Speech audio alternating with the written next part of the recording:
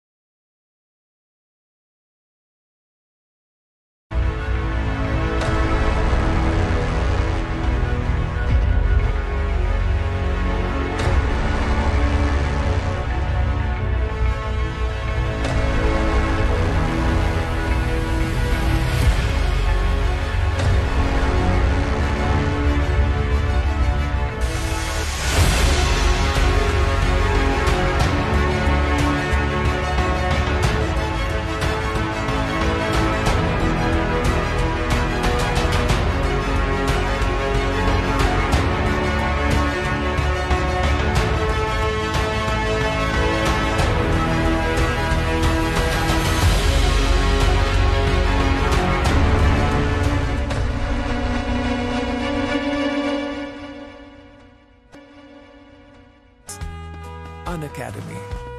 Let's crack it. Good evening everyone. आज का ये सेशन थोड़ा स्पेशल है आप लोगों के लिए। ये सेशन उन बच्चों के लिए बहुत ज़्यादा इंस्पिरेशनल होने वाला है जो बच्चे तैयारी कर रहे हैं किसी एक अच्छे ऑर्गेनाइजेशन में जाने का। आज का सेशन मयंक राज तिवारी के साथ है, जिन्होंने एक मुकाम हासिल किया है, एक सक्सेस अचीव करी है और फाइनल सिलेक्शन इन्होंने एनपीसीआई में लिया है कुछ दिन पहले। तो इनके साथ आओ हम लोग बात करते हैं क्या इनकी जर्नी रही, किस तरीके से इन्होंने प्रिपरेशन करी, कब से प्रिपरेशन करी, क्या क्या इनके सामने चुनौतियां रही, किन किन चीज़ों का इन्होंने सामना किया, ये सारी चीज़ें इन्होंने किस तरीके से मैनेज करी, एक स्टूडेंट किस तरीके से मैनेज करता है और उस स्ट्रगल को सक्सेस में कैसे कन्वर्ट करता है, इसके ऊपर ये सेशन रहेगा। तो होपफुली काफ़ी लोगों को ये लर्निंग मिलेगी और मोटिवेशन मिलेगा इस सेशन के थ्रू। तो ओवर टू यू मयंक, आप थोड़ा अपने बारे में बच्चों को बताइए और फिर हम लोग इस सेशन को आगे कंटिन्यू करते हैं। थैंक यू सर सेशन में इनवाइट करने के लिए सबसे पहले गुड आफ्टरनून, क्योंकि ये सक्सेस का श्रेय जो बेसिकली गुरु लोग को ही जाता है। स्टूडेंट्स तो मेहनत करते हैं लेकिन मेन डायरेक्शन जो है वो टीचर ही दिखाता है कि कैसे चीज़ों को ख़त्म करना है, सिलेबस कब एग्जैक्टली ख़त्म होना चाहिए और नोट्स वगैरह कैसे प्रिपेयर होने चाहिए, शॉर्ट नोट्स वगैरह। सर बेसिकली मैं बीटेक केमिकल इंजीनियरिंग कंप्लीट किया है मैंने ट्रिपल एम गोरखपुर से, और मैं अपने डिपार्टमेंट का गोल्ड मेडलिस्ट भी था। अच्छा। और मैं 2020, यस सर, और मैं 2022 पास आउट हूँ। उसके बाद मैंने गेट अटेम्प्ट किया फाइनल ईयर के बाद, जस्ट 2022 गेट, जिसमें मेरी रैंक उतनी अच्छी नहीं रही, बट मैंने प्रिपरेशन काफ़ी करी थी सर। फाइनल ईयर के टाइम आपसे बात भी होती थी मेरी 2021-22 में। तो उस टाइम मैंने लगभग सर, मुझे लगता है कि डेली लगभग आज 6 से 8 घंटे मैनेज करके मैं पढ़ता ही था गेट के लिए, कैसे भी, मतलब फाइनल ईयर का प्रोजेक्ट है और सारे असाइनमेंट वगैरह हैं, लेकिन 6 से 8 घंटे मुझे ये था कि निकालना ही है गेट के लिए, क्योंकि फाइनल ईयर के साथ मुझे अच्छी रैंक लानी है। बट शायद सर वही होता है ना कि कभी कभी दिन खराब होता है या कुछ 3 होता है, घंटे का पत्ते वो नहीं गेम चलते होता हैं है। आपके। हाँ सर, क्रिकेट वो मैच में नहीं पत्ते बोलते नहीं हैं चलते उस दिन कि आपके। समटाइम्स क्रिकेट मैच में लोग बाहर हो जाते हैं, तो जो कैप्टन होते हैं उनका स्टेटमेंट होता है कि हमारे 15 मिनट खराब चले गए, हमारा 1 घंटे का सेशन खराब चला गया, या हमारा ये पर्टिकुलर यस चीज सर। खराब हो गई। तो वही गेम है अपने केमिकल इंजीनियरिंग में गेट का, कि आप 3 घंटे को किस तरीके से मैनेज करना है। इनकेस तुम्हारा आधा घंटा भी इधर उधर लेफ्ट राइट हुआ तो फिर रैंक में बहुत ज्यादा इम्पैक्ट आपको देखने को मिलेगा। Yes ma'am.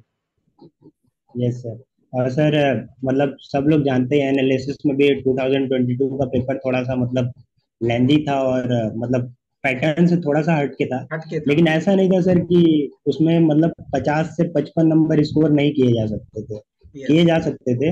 लेकिन अगर पेशेंसली कोई अटेम्प्ट किया होगा वो पेपर, तो वो अभी पीएसयू में बंदा बैठा होगा जो 2022 का पेपर पेशेंसली, अगर 45 से 55 नंबर जिसने भी स्कोर किया होगा। तो सर मेरा तो उसमें बहुत खराब रैंक आया था 2022 में, मतलब 1790 रैंक थी मेरी, 1790। अच्छा। तो उसके बाद बस ये था कि चलो क्वालिफाई हो गया कम से कम गेट, नहीं तो उससे पहले लग रहा था कि यार इतनी मेहनत करे, साल भर लगे रहे और क्वालिफाई भी नहीं होगा तो थोड़ा सा अंडर कॉन्फिडेंट हो जाता आदमी की मतलब इतनी मेहनत करे, फिर सेल्फ डाउट आने लगता है कि यार सही डायरेक्शन में प्रिपेयर नहीं किए थे क्या, या मतलब कुछ और प्रैक्टिस करनी चाहिए थी, या कोई और टीचर को फॉलो करता, या कोचिंग गलत चूज कर ली। तो ये सारे डाउट बड़े दिमाग में, मतलब फ्रेशर की तरह समझ ही रहे होंगे, आप भी इस फेज से गए होंगे, तो वो दिमाग में चलता रहता है कि यार कहाँ गड़बड़ हुई। फिर बाद में सर मैंने मतलब 22 का पेपर उठाया, एनालाइज किया, फिर मैं सोचा कि नहीं यार ये कहीं गड़बड़ है नहीं, ये सब कॉन्फिडेंस का खेल था। और मैं पूरे पेपर को सॉल्व किया। और सर वो जो भी नोट्स थे मेरे, मतलब टीचर लोग जो भी पढ़ाए थे, आप हैं, शैलेंद्र सर हैं, और जो अंकुर सर हैं, इन लोग के जो भी नोट्स थे, तो सर उससे मैंने सॉल्व किया, तो मुझे लगा मतलब 60 नंबर का पेपर ऐसा था जो नोट्स से आया था पूरा पूरा उठ के। उसमें थोड़ा सा उसका चेहरा बदल दिया था, थोड़ा उसका मतलब मेकअप कर दिया था।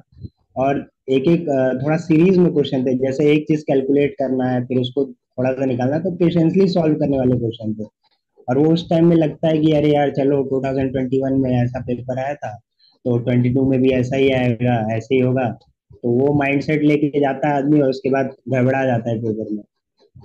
तो करेक्ट। फिर मैं सोचा चलो यार कोई बात नहीं, इतना हार्ड पेपर है, इसमें अगर मैं इसको टेस्ट मोड में, फिर सर आप मानेंगे नहीं, पूरे जो 23 का गेट था मेरा, मतलब पहले तो 22 गेट स्कोर पे मैंने आईआईटी वगैरह की काउंसलिंग कराई, आपसे बात भी होती थी कि मतलब कौन सा आईआईटी भरना चाहिए, इस रैंक पे क्या मिलेगा।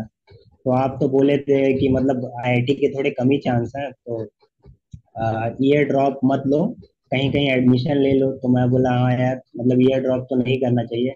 तो फिर थोड़ा सा वैसा हो जाता है, ईयर ड्रॉप में घर पे रहने से थोड़ा और कॉन्फिडेंस डाउन ही रहता है, ऊपर तो होगा नहीं।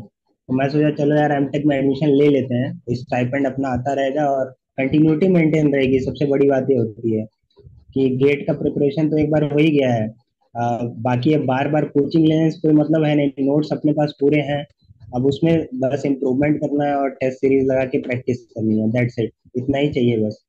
अगर आपने एक साल सही से प्रिपेयर करा है तो उसके बाद सर यही प्रैक्टिस ही तो चाहिए, उसके बाद बार बार प्रिपरेशन एब्सोल्युटली, थोड़ी होती है। एब्सोल्युटली। हाँ। मयंक, आपने तो किस एनआईटी में फिर आपने जब हमारी आपकी बात हुई थी कि एनआईटी लेना हाँ है, सर। ओके, फिर आपने बच्चों को आप बताइए कि किस एनआईटी से आपने एमटेक किया, और एनआईटी और एमटेक के साथ आपने किस तरीके से मैनेज किया प्रिपरेशन को, और इस ईयर आपने यस कितनी सर। रैंक अचीव करी, और उसको कैसे आपने मतलब कन्वर्ट किया, उस 1700 रैंक को आपने 182 रैंक में किस तरीके से कन्वर्ट किया?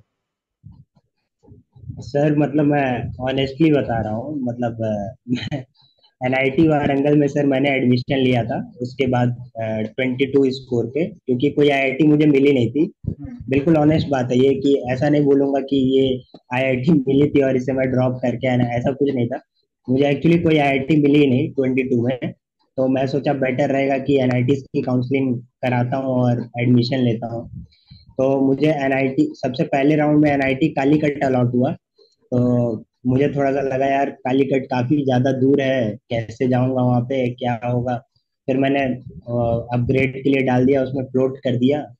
तो फिर मुझे फाइनली एनआईटी वारंगल अलॉट हो गया। तो सर वारंगल में ये है कि मतलब पहले तो किसी भी ऐसे इंस्टीट्यूट में जाते हैं तो वहाँ बच्चे अच्छे अच्छे मिलते हैं, और माहौल काफी पढ़ाई लिखाई वाला रहता है, तो थोड़ा वो सही लगता है, मतलब एज ए स्टूडेंट अगर मैं बताऊं तो करेक्ट। थोड़ा कंपटीशन का माहौल रहता है, और सारे बच्चे मतलब कहीं ना कहीं कोई कंपटीशन निकाल के ही आए रहते हैं। तो करेक्ट। एम्बियंस काफी अच्छा रहता है एज कम्पेयर टू मतलब यूनिवर्सिटी वगैरह की। तो यहाँ पे मैं आया तो पहले पहले सेमेस्टर में तो पहले मैं सोचा कितने एमटेक में 2-3 सब्जेक्ट होंगे, तो आराम से मतलब 12-1 बजे तक की क्लास चलेगी, उसके बाद अपना गेट का देखते रहेंगे। तो सर यहाँ आके पता चला कि हमारे 6 सब्जेक्ट थे, 2 लैब थी और एक सेमिनार था। तो एक सेमेस्टर में मतलब 6 सब्जेक्ट, 2 लैब और एक सेमिनार। और रेगुलरली मतलब आप मानेंगे नहीं, सुबह 8 बजे से और शाम को 5 बजे तक की क्लास चलती थी, बीच में लंच ब्रेक हटा दीजिए। और नाश्ता जो करना है, ब्रेकफास्ट, वो 8 बजे से पहले कर लिए तो कर लिए, नहीं तो फिर डायरेक्ट लंच। ओके। और काफी मतलब हेक्टिक शेड्यूल, और प्रैक्टिकल वगैरह भी मतलब यूनिवर्सिटी की तरह नहीं, काफी सीरियस मोड में होता है यहाँ पे, क्योंकि एमटेक है एक तो, और ऊपर से एनआईटी वारंगल टॉप इंस्टीट्यूट है केमिकल इंजीनियरिंग में, मतलब इंडिया में। ओके। तो माइक, फिर मैं एक सोचा मिनट यार। के लिए मैं आपको रोकूंगा। अभी यस बच्चे सर। हमारे काउंसलिंग भी करवा रहे हैं, तो किन कुछ बच्चों को आईआईटी मिल चुकी है। ठीक है, और लगभग आईआईटी में हर जगह यस सीट भी फिल हो गई है।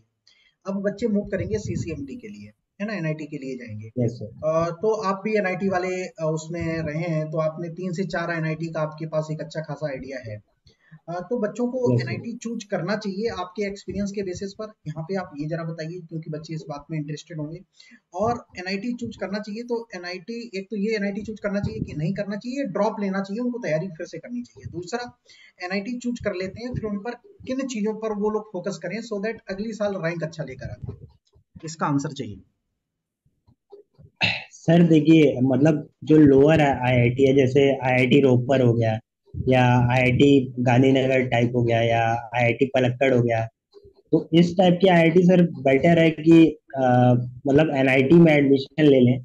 और अगर रैंक अंडर 2000 है जनरल कैटेगरी में, या अंडर 2000 नहीं कहूँगा, अंडर, हाँ अंडर 2000 है, तो एनआईटी वारंगल तो अलाउड हो ही जाना चाहिए, मतलब स्टूडेंट को। ओके। और दो तीन एनआईटी ऐसी हैं, जैसे सर एनआईटी वारंगल हो गया है, एक एनआईटी त्रिची हो गया, एनआईटी सूरतकल हो गया, और एनआईटी कालीकट। तो सर जो लोअर की आईआईटीज हैं उसके कंपेयर में यहाँ पे एमटेक में प्लेसमेंट अच्छा होता है। ओके। जैसे सर मैं आपके, आपको इन्फॉर्म किया ही था हाँ हाँ कि हाँ, मेरा हो गया था यहाँ से। हाँ, तो वही सर, और सबसे मतलब आपका किस एनआईटी कंपनी में वारंगल हुआ से। था? आपका एनआईटी वारंगल में किस ऑर्गेनाइजेशन में हुआ था? अभी मैं स्किप कर रहा हूँ। और कितने का पैकेज लगा था? सर मेरा टाटा मोटर्स में हुआ था, पेड यस। इंटर्नशिप लगी थी, और फिर पीपीओ भी मिला था, प्री यस। प्लेसमेंट अपॉर्चुनिटी बोलते हैं उसको। सर वो 15 एलपीए का लगा था, जिसमें मेरा आरएनडी में बेसिकली सिलेक्शन हुआ था, जिसमें बैटरी रिलेटेड कुछ रिसर्च वर्क में उन लोग को इंटरेस्ट था, मतलब केमिकल इंजीनियर्स को लोग रिक्रूट करते हैं ओके। बैटरी रिलेटेड रिसर्च करने के लिए। ओके, ठीक है। Yes sir. तो मतलब प्लेसमेंट के लिए जो बच्चे सोचना चाहेंगे तो वो सोच सकते हैं, राइट? एनआईटी वारंगल यस में सर, एब्सोल्युटली। प्लेसमेंट यस लगभग सर। कितने बच्चों का हो गया था आपकी क्लास में? अ, सर जैसे दो चीजें होती हैं, एक तो पेड इंटर्नशिप लगती है, फर्स्ट ईयर में वो लग जाती है, तो वो सबसे अच्छी अपॉर्चुनिटी होती है प्लेसमेंट उठाने के लिए एनआईटी में। ये केस आईआईटी में नहीं होता होगा, तो ये एनआईटी में ही होता है। मतलब basically NIT Trichy, NIT Warangal और एनआईटी सूरतकल, ये तीन एनआईटी का वो है कि जैसे फर्स्ट ईयर आपका खत्म हुआ, और फर्स्ट ईयर के सेकंड सेमेस्टर में कंपनीज आती हैं इंटर्नशिप ऑफर करने के लिए। तो उसमें मतलब वही सेम क्राइटेरिया होता है, रिटर्न होता है, इंटरव्यू होता है, और सिलेक्शन होता है। यस। और फिर उसी बेसिस पे वो लोग स्टूडेंट का मतलब देख के इंटरव्यू लेके वो लोग पीपीओ ऑफर कर देते हैं, प्री प्लेसमेंट अपॉर्चुनिटी की। मतलब आप 1 साल इंटर्नशिप करो कंपनी में एमटेक सेकेंड ईयर के टाइम, और उसके बाद फिर कंपनी में ही प्लेस हो जाओ। ठीक तो है। मेरे हिसाब से प्लेसमेंट के मामले में सबसे अच्छा एनआईटी त्रिची है, फिर एनआईटी वारंगल है, फिर सूरतकल है। और मेरे क्लास में सर 12 स्ट्रेंथ है, जिसमें से एक लड़के को कुछ हेल्थ प्रॉब्लम हुई थी, वो तो छोड़ के चला गया। बाकी 4 लोग का पेड इंटर्नशिप लग गया है, वो भी अच्छे मतलब स्टाइपेंड ऑर्गेनाइजेशन पे। में, ओके, जैसे, फाइन। हाँ यस सर, मेरा सर टाटा मोटर्स में हुआ था, और 2 लड़कियां, उन लोग का बेकर ह्यूग्स एक कंपनी है उसमें हुआ था।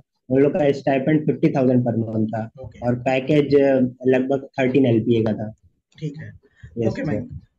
सो ये बात हो गई। अब मैं आ जाता हूँ सेकंड पार्ट पर, कि आप यहाँ पे बहुत सारे बच्चे ऐसे होंगे कि ये सेशन किस वजह से हम लोगों ने रखा है, कि आपको एनपीसीएल में इस ईयर सक्सेस मिली है, और इस ईयर आपकी यस रैंक 182 आई है, राइट?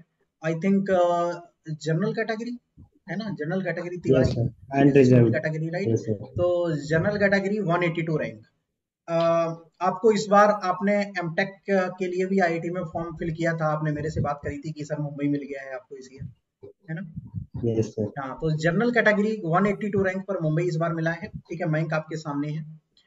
एक तो ये बात हो गई। दूसरा, मैं आपसे एक इंटरव्यू एक्सपीरियंस, और इससे पहले मैं आपसे गेट की प्रिपरेशन के बारे में पूछना चाहूंगा कि आपने एनआईटी के साथ कैसे मैनेज करा। आप थोड़ा जल्दी से इसको ब्रीफ में बता दीजिए कि आपने प्रिपरेशन को कैसे यस मैनेज करा, फिर हम लोग जल्दी से उस पे सेकंड वाले पार्ट पर आ जाते हैं। सर, एमटेक में सर ऐसा होता है कि सैटरडे संडे ऑफ रहता है अपना। ओके। मतलब मंडे टू फ्राइडे क्लास चलेगी, तो सैटरडे संडे ऑफ रहेगा। और अनलकीली कभी कभी ऐसा होता है कि मंडे को कोई एग्जाम है, या फिर मतलब कुछ सबमिट वगैरह करना है। तो मेरा तो सर यही मोटो रहता था कि जैसे फ्राइडे को क्लास खत्म हुई, तो उस दिन से लेकर के और संडे की शाम तक मैं गेट को दे देता था कि 5 दिन तो गए हैं एमटेक में, अब 2.5 दिन कम से कम गेट को दे देता हूँ हर हफ्ते। और उसमें सारे हफ्ते नहीं, जैसे कुछ हफ्ते में एग्जाम है एमटेक का है तो उसमें थोड़ा सा नहीं हो पाता था। तो उस टाइम में मैं क्या करता था कि अपने जो मैंने शॉर्ट नोट्स बनाए हैं गेट के, उसको रिवाइज करता था, पीवाईक्यू सॉल्व करता था सब्जेक्ट वाइज। जैसे मास ट्रांसफर रिवाइज किया, मास ट्रांसफर का पीवाईक्यू लगा लिया। तो ये सारा काम 6 से 7 घंटे का ये स्लॉट होता है, शॉर्ट नोट्स रिवीजन और पूरा पीवाईक्यू उस सब्जेक्ट का।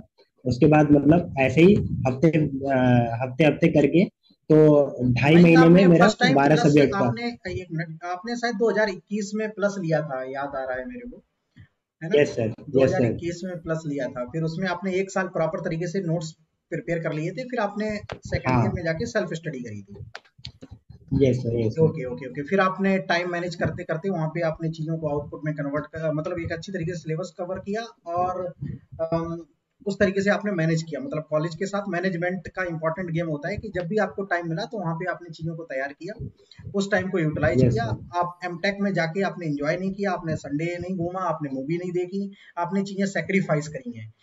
इस पॉइंट से मैं यस सारे सर। बच्चों को बताना चाहूंगा कि गेट में आपको रैंक लेकर आनी है, आपको कुछ लाइफ में अच्छा करना है, ठीक है?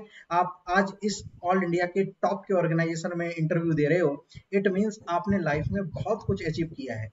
ओके, क्योंकि आप देख रहे हैं कि बहुत सारा स्टूडेंट तो इस समय एमटेक एमटेक जाता ही नहीं है, गेट ही नहीं क्वालिफाई होता है। एमटेक तो बात होती है, क्योंकि गेट क्वालिफाई करने का ही क्राइटेरिया 20% लगभग आपका गेट सक्सेस रेट है, ठीक है? 80% तो गेट क्वालिफाई ही नहीं होता है।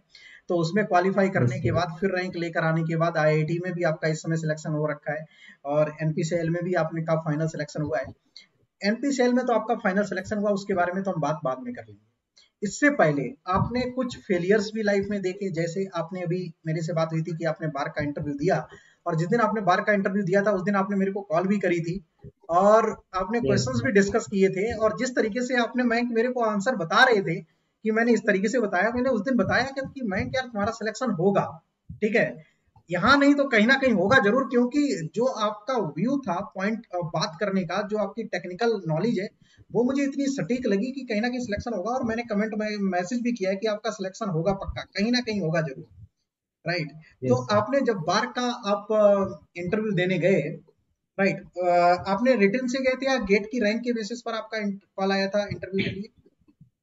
नहीं सर, रिटर्न से गया था मैं। ओके, रिटर्न में आपके कितने मार्क्स आए थे बार में? सर वन वन 180 था सर, 180 मार्क्स। ओके, 180 मार्क्स थे, आपने रिटर्न क्वालिफाई किया, रिटर्न के बाद आप इंटरव्यू देने गए। 5 मिनट के अंदर आप इन सारी बातों को आप थोड़ा जल्दी से ब्रीफ में समझा सकते हैं क्या बच्चों को, कि क्या क्या आपके क्वेश्चंस वहां पे बार्क में पूछे गए थे, और थोड़ा फास्ट मोड में आप बता सकते हैं क्या? फिर हम लोग दूसरे एनपीसीएल में आते हैं। Yes sir. सर बार का इंटरव्यू मैं वैसे 2 बार दे चुका हूँ, 2022 में भी दिया था। Yes yes. उस टाइम भी मैंने रिटर्न क्वालिफाई करा था, और फिर इस बार भी दिया। तो सर इस बार का क्वेश्चन मैं बताता हूँ, लास्ट ईयर का उतना मुझे फ्रेश याद नहीं है क्या क्या था।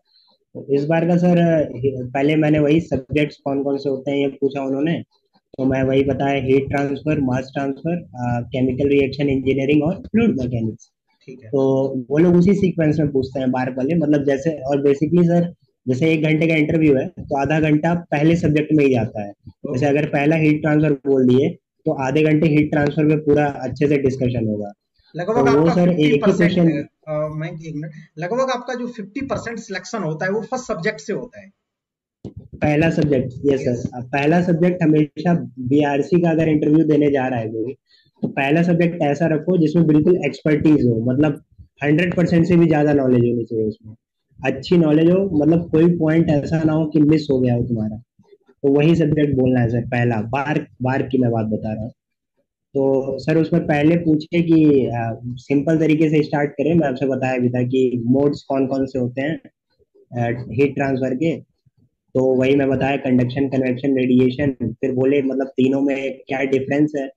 फिर बोले कि रेडिएशन मतलब स्पेशल क्यों माना जाता है एज कंपेयर टू कंडक्शन और कन्वेक्शन। तो सर रेडिएशन बेसिकली सर बस हीट ट्रांसफर में ही होता है, बाकी कंडक्शन और कन्वेक्शन हीट ट्रांसफर और मास ट्रांसफर दोनों में मतलब एनालॉगी की तरह पढ़ा जाता है।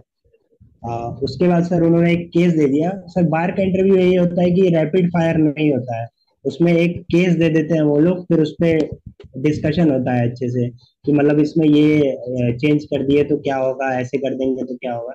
तो उसमें सर उन्होंने एक पाइप बना के दी, उस पाइप की कुछ थिकनेस थी, और उस पाइप के लेंथ के अलोंग वो लोग वाई एक्सिस बना दिए और रेडियस के अलोंग एक्स एक्सिस बना दिए।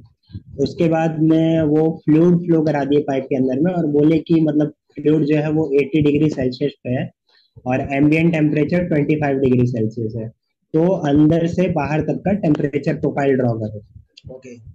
ये बोले थे वो लोग। तो मैं वही अंदर में पैराबोलिक जैसा होता है अपना वो ड्रॉ किया, उसके बाद में थिकनेस में लॉगरिथमिक प्रोफाइल, और फिर बाहर में मतलब स्लोप डिक्रीज होते हुए जैसे कन्वेक्शन का प्रोफाइल हम लोग बनाते हैं वैसे बनाया। तो वो बोले कि तो मतलब ये वॉल के अंदर ऐसा क्यों ग्राफ बन रहा है, लॉगरिथमिक क्यों बन रहा है। तो मैं बताया सर पहला चीज तो मैथमेटिकली भी जा सकते हैं कि डेराइव करते हैं तो वो आता है डेल्टा टी एल एम करके, मतलब वो डेरिवेशन में ही आता है। तो फिर वो बोले कि सिलिंड्रिकल चलो के डेरिवेशन वाला सिलिंड्रिकल पार्ट के हटाओ। डेरिवेशन में भी लॉगरिथमिक का टर्म इन्वॉल्व रहता है, तो प्लॉट हाँ, करेंगे तो उस लॉगरिथमिक हो जाएगा। तो वो बोले नहीं ऐसे नहीं, इंट्यूशन से बताओ कि कैसे आता है लॉगरिथमिक, मतलब ऐसे डेरिवेशन करके नहीं बताओ, हाँ। इंट्यूशन से बताओ। ओके। तो मैं बोला सर जैसे Q is equals to minus K D T over D X होता है, तो इस केस में एरिया जो है वो इंक्रीज होती जा रही है जैसे फ्लो हो रहा है। तो जैसे जैसे सिलेंडर का लेयर बढ़ते जा रहा है तो एरिया इंक्रीज होती जा रही है, क्योंकि रेडियस इंक्रीज होता जा रहा है। तो 2 पाई RL की वैल्यू भी इंक्रीज होते जा रही है। तो 2 पाई RL इंक्रीज होगा, Q कांस्टेंट है, तो D T by D x decrease होगा। तो इसीलिए वो ऐसे करके प्रोफाइल बनती है। तो वो फिर वहां पे बोले कि हाँ वेरी गुड करके बोले मेरे को, तो मेरे को लगा चलो सही जा रहा है, तो थोड़ा सा कॉन्फिडेंस आया वहां पे। हाँ। उसके बाद फिर बोले कि अच्छा बाहर में ऐसे क्यों बन रहा है प्रोफाइल, मतलब ऐसे इसी स्टाइल में बाहर क्यों बन रहा है, बाहर तो कुछ ऐसा एरिया वगैरह का खेल नहीं है।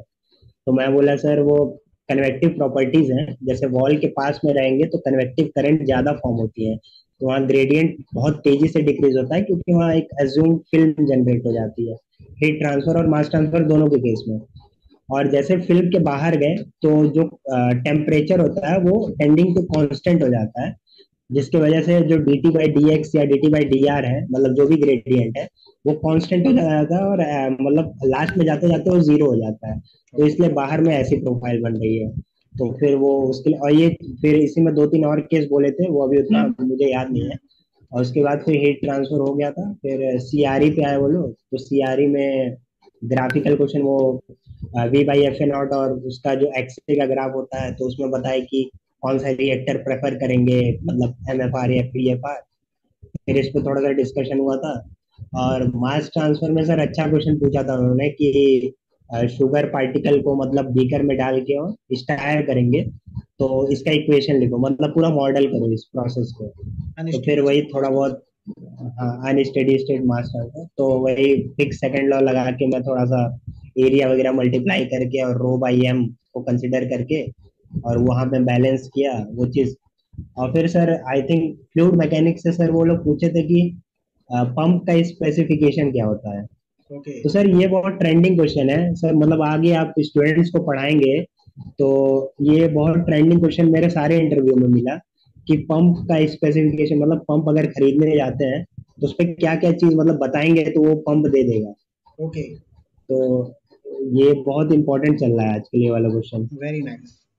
बहुत बढ़िया। तो ये मतलब बच्चों को प्रिपरेशन जो करना है, एक मोटा सा आइडिया दे दो कि जब भी इंटरव्यू के लिए प्रिपेयर करेंगे, बार्क के लिए स्पेशली, तो किन बातों का वो लोग ध्यान रखें और किस तरीके से प्रिपरेशन करें। एक्चुअली मैं जरा इन बच्चों को ये बताओ, जो मैंने सीरीज ली थी एनपीसीएल इंटरव्यू वाली, वो बच्चों के लिए यस सर। कितनी हेल्पफुल रहेगी। वो 13-14 लेक्चर हैं, वो मैंने प्रोवाइड किए थे।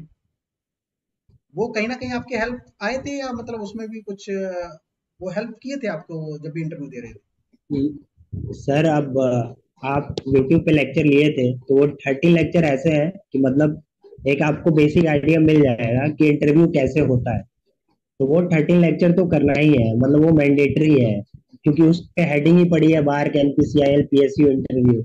अब तो वो आपने जो वो मैं तो आपने पहला 1 मिनट जो आपने पहला क्वेश्चन बताया था कि modes of the heat transfer, पहला ही क्वेश्चन आपसे पूछा गया था। आई थिंक जो मैंने इंटरव्यू यस सर। सीरीज ली है उसमें मेरा पहला या दूसरा क्वेश्चन ही इसी पर है। तीनों modes, yes sir. Governing equations, उनके मैथमेटिकल इक्वेशंस क्या होती हैं, ठीक है, वो सारे एक मैंने लगभग उसमें 20 मिनट बच्चों को दिया है, तो प्रॉपर तरीके से सारा कुछ है, तो आपका कॉन्फिडेंस वहीं से बूस्ट हो जाएगा, तब आप पहला ही क्वेश्चन इतने अच्छे से बता पाएंगे। Okay, yes sir. तो ये आपके लिए, और डिजाइनिंग ऑफ द डिस्टिलेशन भी करवा दिया है, तो आप लोग जो भी बच्चे तैयारी कर रहे हैं, तो वो 13 लेक्चर को आप लोग फर्स्ट ऑफ ऑल फॉलो कर लें उसको, फिर आप और भी सोर्सेज को फॉलो कर सकते हैं, लेकिन उतना तो मैंडेटरी है, आप उसको तो जरूर फॉलो करें।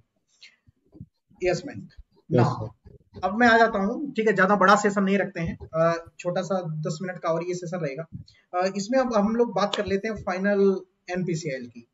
कैसा आप फील कर रहे हो फर्स्ट ऑफ ऑल?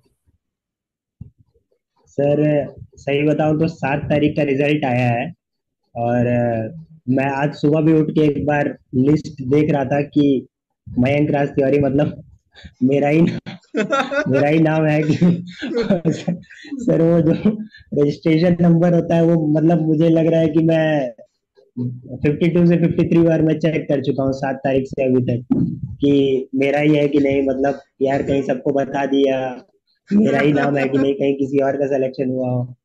तो सर एक सरप्राइज तो रहता है जब 3-4 बार कहीं रिजेक्ट हो जाओ। सर बार्क में मैं 2 बार रिजेक्ट हो चुका हूँ, मतलब एक 22 में मैं दिया था बार का रिटर्न, तो क्वालिफाई किया था, तो वहां पे भी मेरा सिलेक्शन नहीं हुआ था। फिर 20 इधर भी दिया मैंने बार का, तो वहां भी सिलेक्शन नहीं हुआ। और उसके बाद फिर जब अचानक से सिलेक्शन होता है तो, और सर गेल का इंटरव्यू भी मेरा उतना अच्छा हुआ नहीं था जो मैं नोएडा जाके दिया था। यस, तो उसके बाद थोड़ा सा सेल्फ डाउट आ गया था कि यार अभी लगता है इंटरव्यू वाली तैयारी नहीं हुई है, तो मैं तो जिस सर दिन बार प्लानिंग का कर लिया रिजल्ट था कि यस जिस दिन बार का रिजल्ट आया था, उस दिन आपका मैसेज आया था कि सर हो नहीं पाया है। उस दिन थोड़ा सा मैंने आप पे चार्ज किया था, हमने कहा परेशान नहीं होना है, डरना नहीं है, ठीक है, होगा, क्योंकि आपको टेक्निकल जो नॉलेज है ना, वो मैं रियली मैं आपको बताऊं अच्छा नॉलेज है, ठीक है, क्योंकि मैं तो पूरे दिन स्टूडेंटों में ही रहता हूँ, तो हर एक चीज पता रहती है कि आपको जो टेक्निकल साउंड है ना वो आपका बहुत अच्छा है, तो मुझे पता था कि इस स्टूडेंट का कहीं ना कहीं होगा तो जरूर।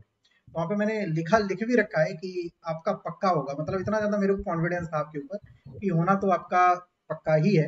अच्छा, मैं एनपीसीएल में क्या क्या किस तरीके से रहा था, थोड़ा 2 मिनट 3 मिनट में आप बताएंगे क्या? सर मतलब इंटरव्यू एक्सपीरियंस ना उसका। हम्म। हाँ सर, तो एनपीसीआईएल में मतलब वो भी सेम पैटर्न रहता है, मतलब बार का जैसा पैटर्न रहता है, तो वैसा ही एनपीसीआईएल का भी रहता है।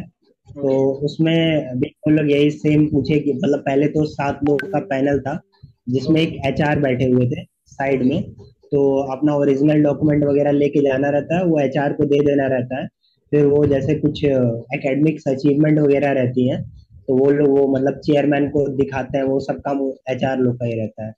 तो उसमें फिर आप अपना सब्जेक्ट बताएंगे कि कौन कौन सा सब्जेक्ट है आपका फेवरेट। तो मैं वही फिर से बताया, heat transfer, mass transfer, chemical reaction engineering और फ्लूइड मैकेनिक्स।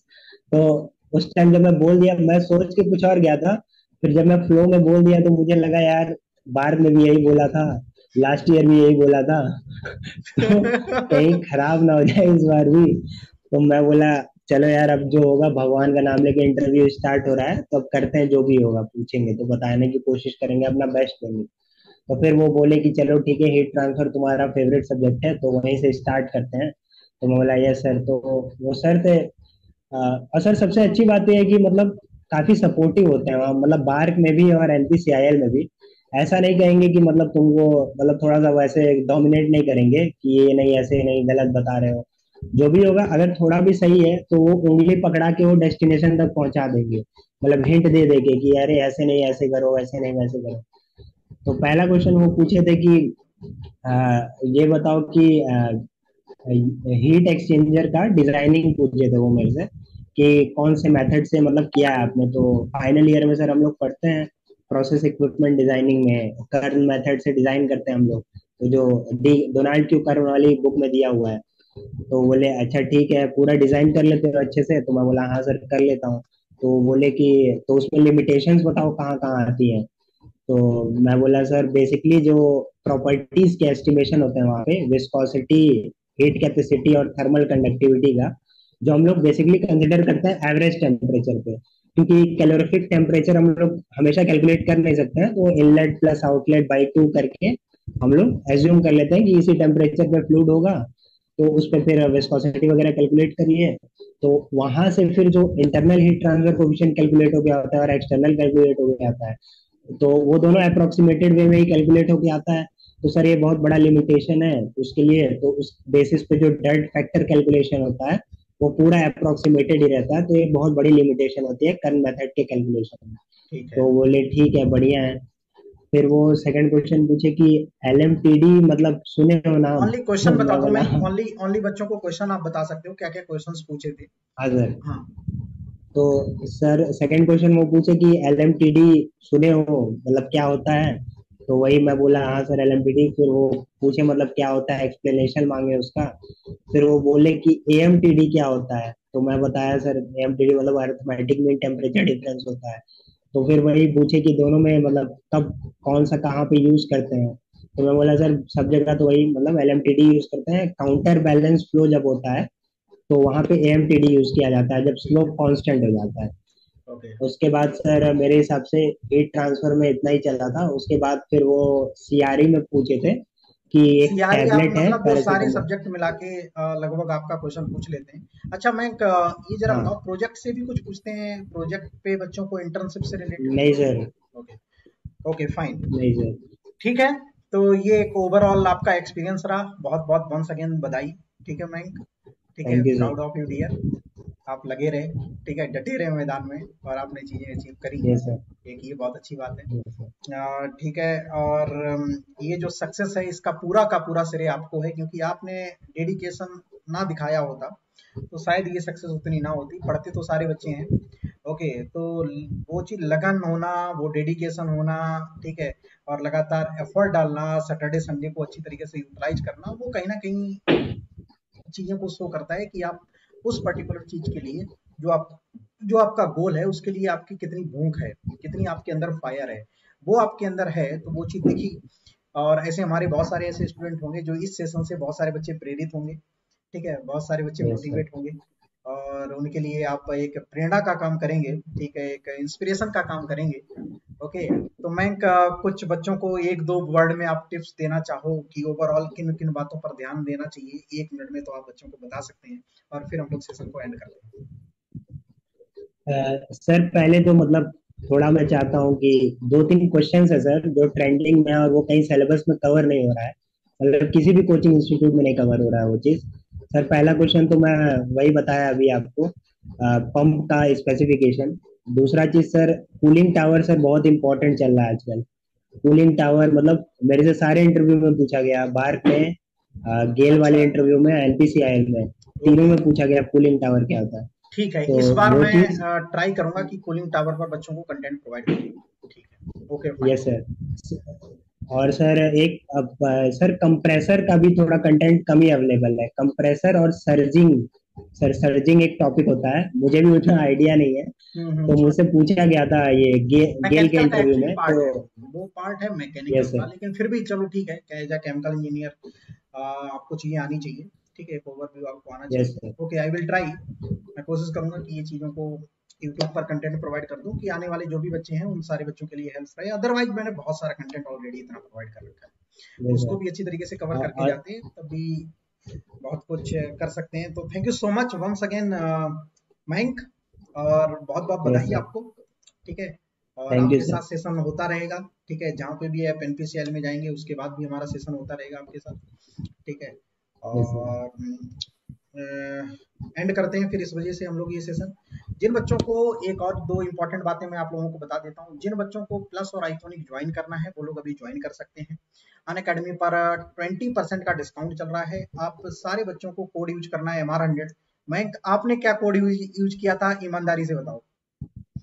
Sir MR100। ठीक है, ओके। तो MR100 यूज कोड यूज करो और अपनी जो जर्नी है हमारे साथ स्टार्ट करो। मेहनत करेंगे, मिलके मेहनत करेंगे। मैं ये नहीं कह रहा हूँ कि मैं आपको बिल्कुल ही सक्सेस प्रोवाइड कर दूंगा, लेकिन यस, आपके अंदर इतनी मैं फायर जरूर लगा दूंगा कि आप मयंक जैसे बन सकते हो, ठीक है। आपके अंदर डेडिकेशन आ जाएगा। एक बार फेलियर हो गए, 2 बार फेलियर हो गए, लेकिन एक दिन वो सक्सेस आपके हाथ में जरूर होगी, ये मैं आपको इंश्योर करूंगा, ठीक है। तो सभी लोगों को थैंक यू सो मच। जिन बच्चों को प्लस और आइकॉनिक ज्वाइन करना है वो लोग अभी हमारे साथ ज्वाइन कर सकते हैं। 20% का डिस्काउंट अवेलेबल है, वहां पे आपको कोड यूज करना है MR100, ठीक है। कोड का आप लोग केयर करेंगे। Code is very very important for me as well as my company, ठीक है, जहां पे मैं काम कर रहा हूं, और आप लोगों के लिए भी बहुत ज्यादा इंपॉर्टेंट है। हो सकता है कि आपको मार्केट में कोई अनदर कोड भी आपको मिल जाए, लेकिन उसका आप लोग केयर करेंगे। उन कोड को ना यूज करके आप कोड MR100 यूज करेंगे, वहां से आपको प्रॉपर गाइडेंस मिलती रहेगी। तो once again thank you so much और good luck to all of you. Thank you so much. Thank you sir.